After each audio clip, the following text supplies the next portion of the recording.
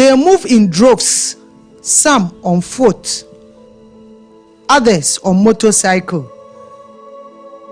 These Burkinabés have been trickling into Ghana through both approved and unapproved routes to seek asylum following attacks on them by suspected jihadists. But the level at which they are coming is massive. Some have lost their relatives in the deadly attacks.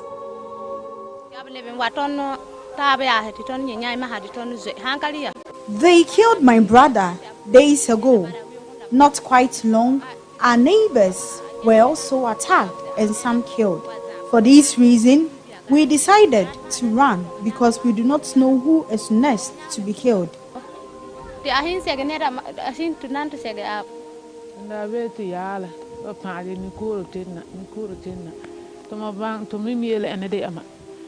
Two relatives of mine were killed by the jihadists. My husband asked to leave with our 5-day-old baby to Ghana to seek refuge. This is the first time we are experiencing such violence in our community.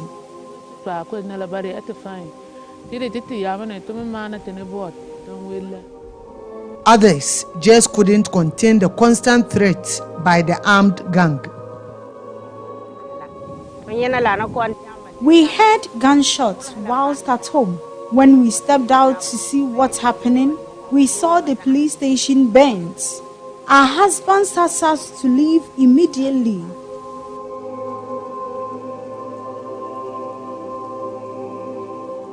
Burkina Faso is battling a 7-year jihadi insurgency that swept in from neighboring Mali. Thousands of civilians and members of the security forces have died, and nearly 2 million people have fled their homes. The latest attack at Zouga, Abougri, and Zabre in the southern part of the country has forced more than 3,000 residents of the three communities to flee and seek asylum in neighboring Ghana.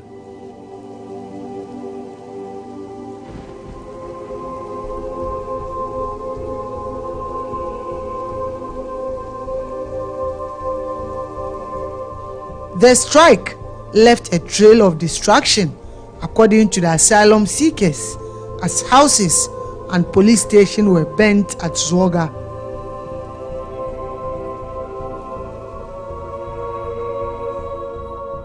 As the violence continued to flare in these areas, some inhabitants had to hurriedly leave without getting the chance to pick anything. Others managed to carry their bags and livestock along to border towns in Ghana.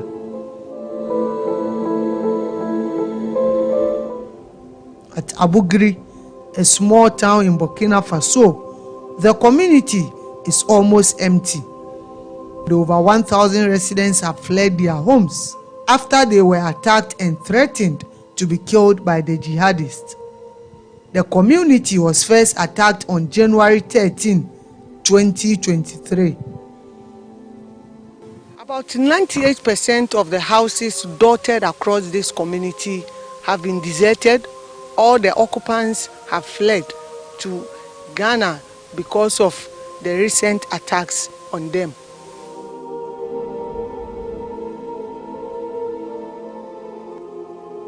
Awin Songoti Ware is a pastor in this community. He, together with some few friends, have decided to stay. The father of two has, however, moved his wife and kids to Zebila, a town in the Boku West district of Ghana.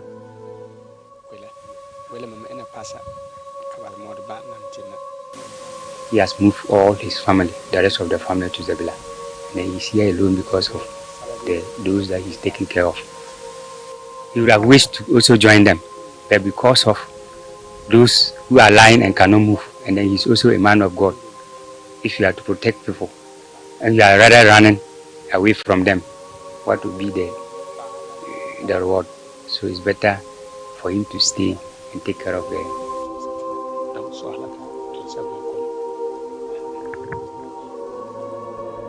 Anane Akungende came into contact with the armed gang. He said they were here in one evening, and then the jihadists, they came. When they came and told them that yes, they are here not to take their lives, but here to warn them, to tell those who are having the guns to better return the guns to the Islamic government, or else when they come back, they will not spare them.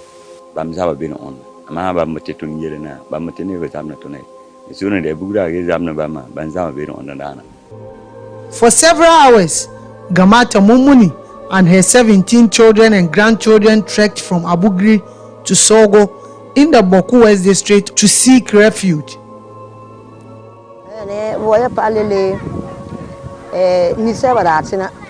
Armed men came to our community and threatened us to leave or risk being shot. We had to move to another community in Burkina Faso before walking close to 4 hours to Ghana. It has been a terrible experience for us, and we are still in shock.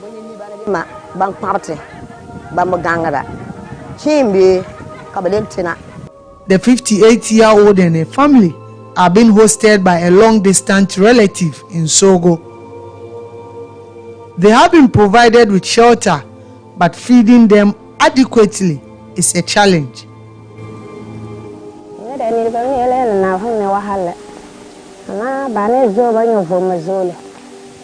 I am doing my possible best to make them comfortable here, but providing them with food is not regular. Because of them, I have doubled my trading efforts to earn more and cater for them. It is not easy though, because I am already looking after 5 children and 2 old women.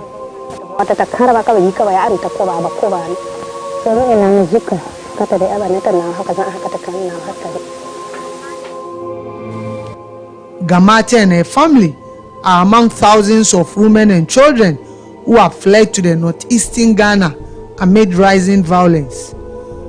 The Boku West district has officially registered at least 2,000 of the asylum seekers, but the number could be more. What we formally registered was 2,274. But there are other registration that has been done that we haven't put together. But in my own estimation, we should be heading towards 3,000-4,000. The education of these children is in limbo for now. Mbila, like many of his age mates, wish to return to the classroom. The 8-year-old who aspires to be a military officer is saddened by his inability to continue his studies, especially as he always sees his Ghanaian counterpart in Sogo going to school.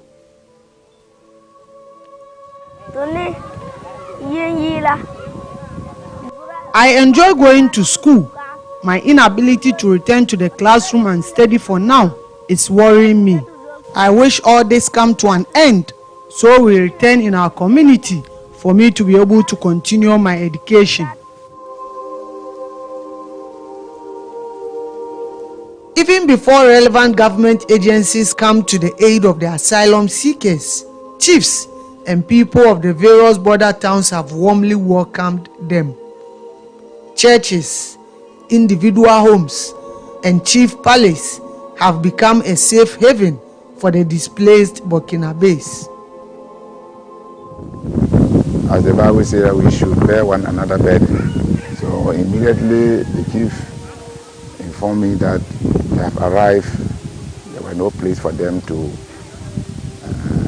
stay. I asked them to come and have shelter inside the church. District Chief Executive for Boku West explained why camps have not been established for the asylum seekers.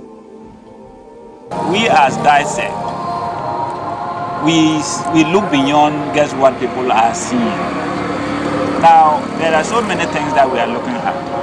Now, if you have to set up a camp and you know the kind of people that are coming, if you have to put them into one, it means that you are going to even attract more people to come because they will be comfortable housed there. and you will have to take care of everything of them, isn't it? You have to provide breakfast, you have to provide lunch, you have to provide supper. You have to make sure that all the sanitation needs are provided and those kind of things. That is not going to be an easy thing. Quite apart from that, security-wise, if we are afraid of this jihadis coming and they are random, then it means that it's easier to target. Because once you know the location that this is where the people are and you want them, it's easier to target. We wouldn't want to be faced with that kind of thing. So the way they are living now, they are disguised. You understand? Now if you put them into the camp and people will want to stay in the camp and plan anything, it's easier.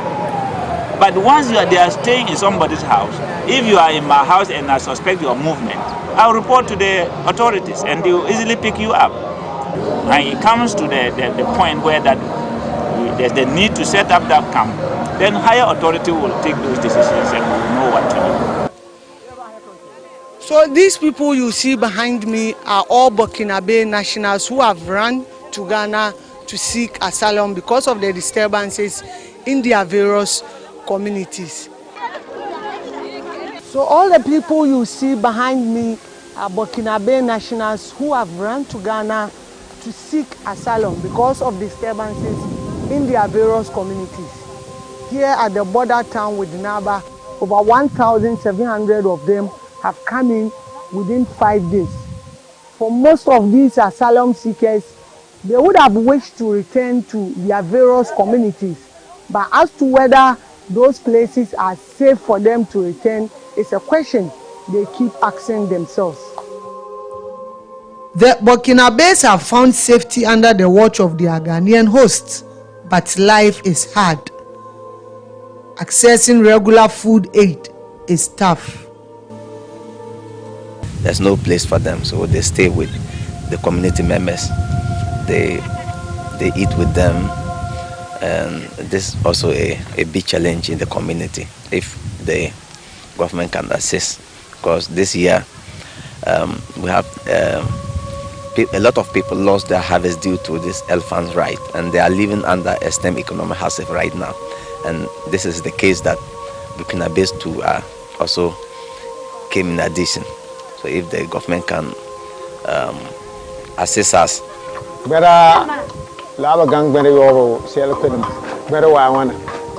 And he's saying that since they came, it's about 9 days now. It's not been easy feeding them.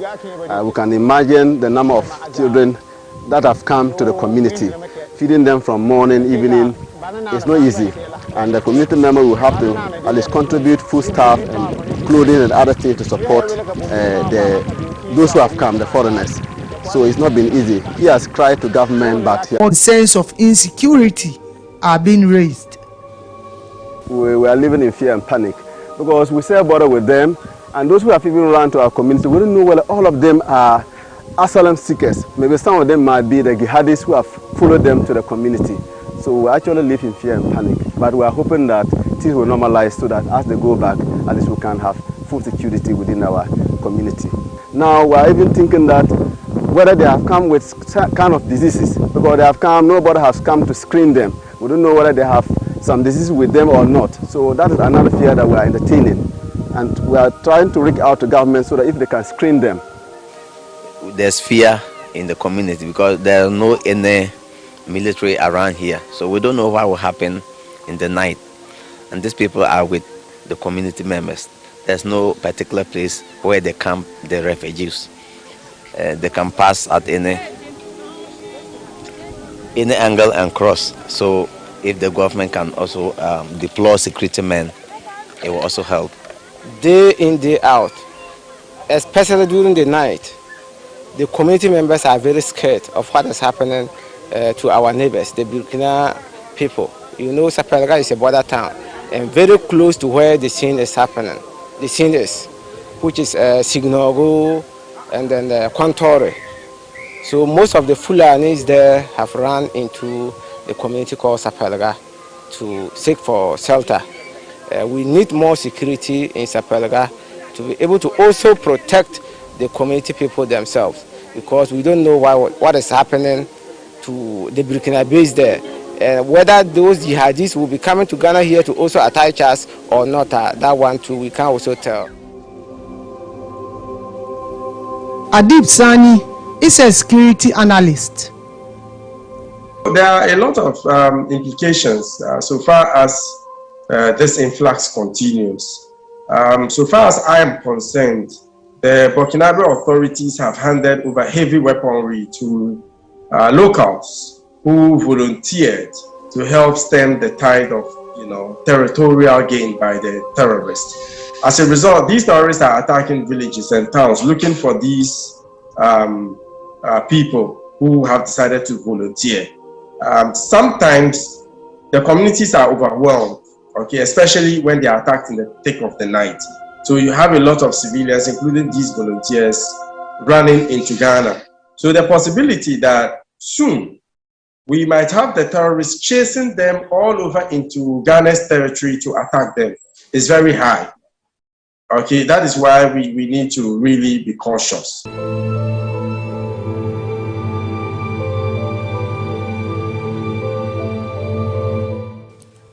At Sapelega, a community watchdog committee has teamed up with the immigration officers to ensure the safety of residents. They position themselves around some of the unapproved border routes to screen and escort the displaced Burkinabés to the communities. There were reports that some of the asylum seekers were asked to return to their home country due to their influx. Abbas Caesar is a member of the Sapelega Watchdog Committee. They said jihadists came to their place, attacked their neighbors, even killed some of their family members. So therefore they are afraid that they could also be killed. So they are running into this community. So finally we called the police in charge here, informed him, also informed the immigration. They came with their team to the point. So finally we agreed that we should move them to their border. They said they wanted to take some profiling as to how many people are and where they are going, a whole lot. So we moved them to their point. So they also called their district commander. He came around and said, no, looking at this group, they cannot keep them here. All they need to do is to take them back to where they are coming from. So they said we should look for a means or a transport that can convey them to the border point. So we had a motorcade that also picked some of them, and then they also used their pickup, convey some to the point. We left them there and then returned back to Ghana. They were agitating that there's no way they could go back to Burkina. In all security, you cannot tell what they have seen or what they know, or the intelligence they have also had and realized that they need to go back. We don't really know, but finally that is all what they said, that they cannot keep them here than to have to let them go back to where they are coming from. Security analyst Adib Sani described returning the asylum seekers as unacceptable. It makes me wonder on what basis they will be sent back, because it's against international law. It is illegal to do that. What usually is done is you accept them or process them, and if you find out that someone might be more of a burden in terms of our security, our administrations, governments are not your friends. We are your friends. We are fighting for you. The central administrations, they are corrupt. They are not there to represent your interest. So when you do that, you are actually dancing to the tune of the terrorists. That is already what they seek to portray. They are the friends, we are the enemies. Okay, so I think we need to be very cautious in our approach towards the way we handle some of these things. It is absolutely unacceptable to send them back in that manner without doing any diligent checks. But the district chief executive for Boku West had to intervene. That particular concern, I got the decision, but I authorized that they should not send them back. You see, all these things that we are doing, we are also mindful of international laws. If you are fleeing out of trouble, we can't send you back to the trouble area. But we will screen you, and that's what I'm saying, that our main concern is our own protection. Because if their husbands were killed are their husband jihadis, or who are those that were killed? So we need to get into deeper investigation to understand. So I told immigration to hand them to the police so that they can do the deeper, what do we call it, investigation before we then take a decision. It's not good enough to say, okay, you are this, so go back to where? You understand? Because maybe they are running from trouble area. We are also, even though we are so careful, but I don't think that we want to put people's life in danger. So we will look at our own protection. We will also look at the protection of the person that is in our hand, so that together we will see what it is. So generally, those people haven't been sent back. They are available, but they are under scrutiny. They are looking at their background to see exactly what they can do. For now, people are coming in, we are showing sympathies. But our main responsibility is to protect Ghanaians, not those who are coming in. We are only just showing sympathy because they have problems there, and they are our neighbors. But our main concern is our own people. You might think that those who are coming in are really people who need help, but they might just be the very people that we are afraid of. So how do we know? Because the jihadists don't have anything on their face to show that we are here. They are just human beings like us. When they put off their arms, they are just normal people. So it's difficult to know who actually needs help and who is a jihadi. So our main task is to ensure that we screen these people properly before we accept them into the country. The Bawku West District Security Council has strengthened surveillance on the Ghana-Burkina Faso border to prevent infiltration of insurgents among the Burkinabés running to Ghana. Because the issues of Islamic extremists is a concern. It's not only for Ghana, but for all the country. It has happened in Mali. You see how Mali went. It has happened in part of Cote d'Ivoire, Togo, and Burkina Faso is facing this squarely. So I'm not sure Ghana is different. All that we are going to show the difference is to protect our territory. People who are coming, we screen them to make sure that they are not people of questionable character. In terms of providing security, we are very conscious about it. We are very apt to it. If you look at the police, you look at the military, right away from Tili, the forest from Tili, up to Inaba, the hills there, getting to Kubongo, Tese, and those kind of things, the military has taken cover. The security services would have to be up and doing. We need better intelligence on the ground. NADMO and other agencies would have to be prepared 24/7 because you never know when the terrorists would attack. You never know when people would troop in. That is why we need to maintain permanent presence in all of these communities. So anyone who comes in will take the person's information, including his biodata and of course his fingerprints, etc. So we are able to keep an eye on whoever comes into the country. But I must say, the mainstream security services cannot do this alone. They cannot be everywhere all the time. That is why it's critical that the communities play a major role. I know some announcements have been made in the past. If anyone is coming from Burkina and staying with you, please let us know, because we need to keep a central register. But people are not doing so because they are just being nonchalant. So with education, people would get to understand that they have a very important role to play in safeguarding their communities by reporting whatever they see. We also need a progressive incentive regime for anyone who would avail him or herself to be counted. Maybe if you come, we would give you a mattress, we would give you some rice, we would give you some wheat, etc. I think that should encourage people to come forward to be taking note of going forward. The expectation by many is for calm to be restored in the troubled towns of Burkina Faso. But we are hoping that the situation in Burkina at least would have calm there. If we are able to restore calm there, at least the people will be able to go back and ask